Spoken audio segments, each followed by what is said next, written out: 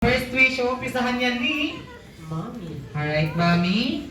Ano po ang inyong birthday wish para sa inyong anak na si Dylan? Go. Wish ko na maging mabuti. Maging mabayan sa inuring bata pa natin. Maging masipag mag-aral.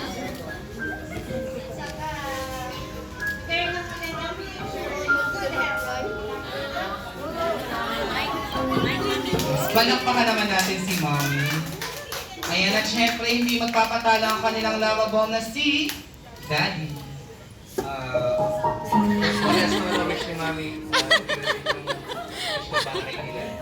Sana mag-aaral ng mabuti lagi. Tsaka, maging mabait na bata. Maging masunod sa magulang. Tsaka sa mga teachers ko.